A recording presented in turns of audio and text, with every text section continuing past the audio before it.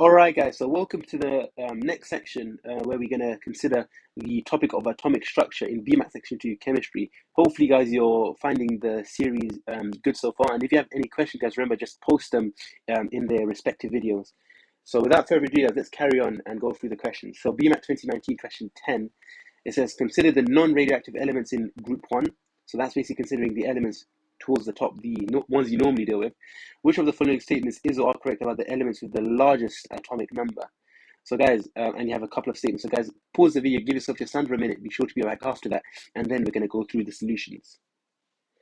All right, guys, so let's look at this. So we're considering the elements in group 1 with the largest atomic number.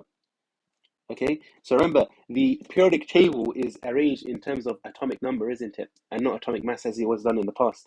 So that means those with the largest atomic number are going to be those further down the group. So those further down the group, are they going to react more vigorously in a reaction with cold water? Yes, that's going to be the truth. Remember, as you go down the group, you become more reactive. And become more reactive because when group 1 elements react, they lose their outer electrons. And as you would know, as you go down the group, you have more shielding, and therefore it's much easier for you to lose your outer electron in a reaction. Yes, and that's going to be true. Its atom has the same number of electrons in its highest occupied energy level as other members of the group. That is also true. Remember, group 1, by definition, they all have one outer electron. Okay, so that's true. It is the most readily oxidized. And this should also be true. So remember, if they're more reactive, they're going to be more easily oxidized because in a reaction, that's what group 1 elements do. They become oxidized, they lose electrons. So that's also going to be true. Therefore, guys, H in this case is going to be our winner. H is going to be the correct answer. So hopefully, guys, that has made sense. And as always, we look forward to seeing you in the next video. All right, guys, so previously we were looking at this question, BMAT 2019, question 10, the first question from the atomic structure topic. And hopefully, guys, this wasn't too bad, and hopefully my explanation for that has made sense. Now, guys, we're going to move on to the next question, BMAT 2017, question 6. So it says, which of the following atoms and ions contains 20 neutrons and 18 electrons? And you have a bunch of 5 there. So, guys, pause the video, give yourself a minute, be sure to be back after that minute, and then we can go through the solutions. All right, guys, so welcome back. So what we need to consider here is working out the number of neutrons and the number of electrons. So remember, the number of neutrons is just the mass number minus the atomic number. And then the number of electrons is basically going to be the same as the proton number, but in ions, depending on what ionic state you are, you got to change that around. So let's look at the first one. So in the first one, the difference between mass number and atomic number, big number and small number, the difference there is going to be 18, right? So we're not even going to consider that, because that one definitely isn't going to be the answer because we need 20 neutrons. The next one, the difference there is 20, so that's good.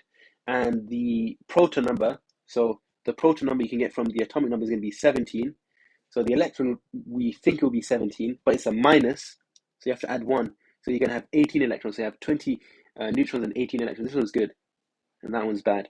The next one, 40 minus 18, that's definitely not going to give us 20, so we're not even going to consider that. The next one, the difference is 20s, and that's good. And the electrons is going to be the atomic number, which is the same as the proton number. So that's 19 electrons, but it's a positive charge. So you have to minus 1 for that to get 18 electrons. That one's good. And then the last one not least, so the atomic number is 20, meaning the electron number is also going to be 20, so we're not going to consider that. So that means the only ones we have then is 2 and 4, hence D is going to be our correct answer. So hopefully, guys, that has made sense, and as always, we look forward to seeing you in your next video. All right, guys, so welcome back. So previously we were looking at this question, BMAT 2017, question 6, really just using mass numbers and atomic numbers and, ionic states to work out protons, neutrons, and electrons. Hopefully, guys, that wasn't too bad.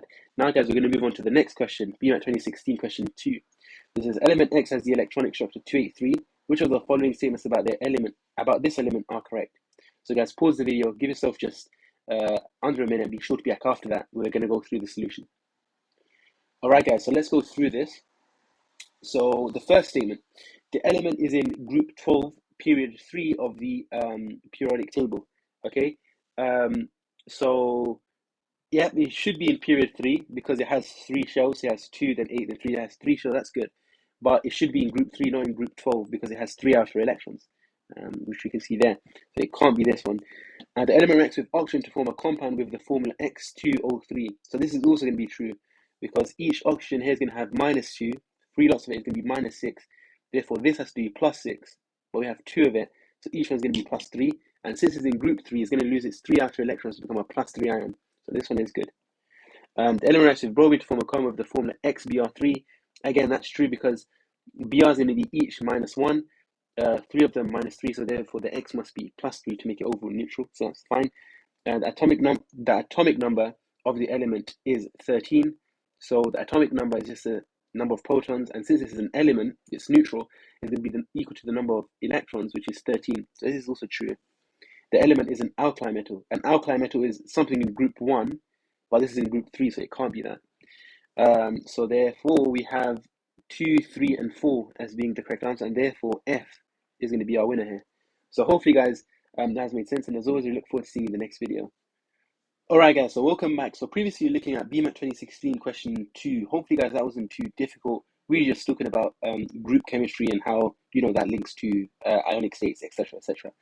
Now, guys, we're going to move on to the next question, BMAT 2015, question 10. It says, which of the following statements about the alkali metal rubidium is correct? So, guys, pause the video, give yourself just under a minute, be sure to be back after that, where we're then going to go through the solution.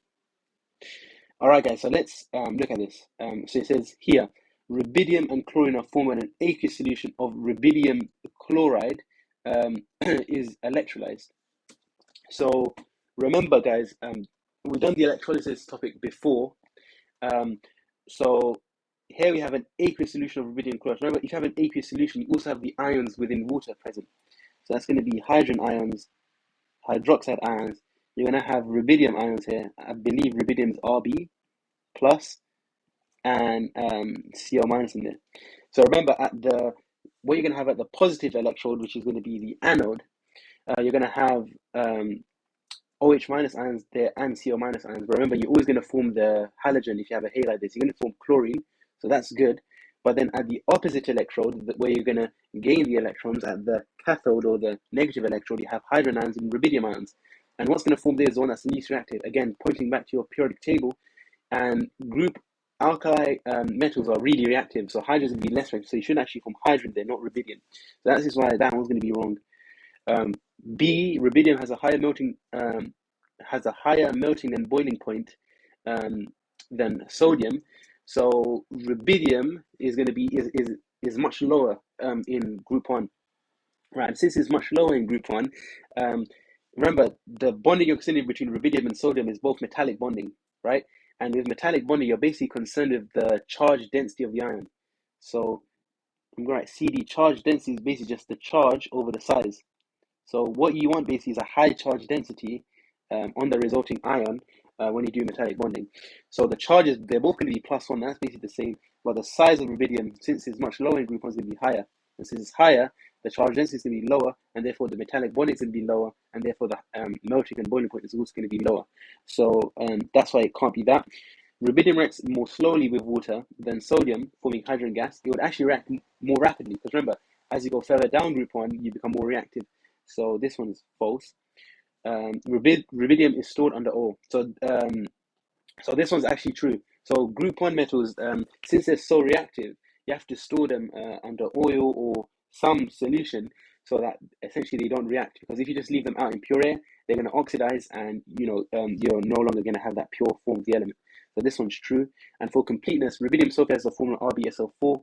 That's incorrect because here it's not balanced. SO4 is 2 minus and Rb is plus. So that isn't balanced. That means this one's wrong, and therefore D in this case is going to be our winner. So hopefully, guys, that has made sense. And as always, we look forward to seeing you in the next video.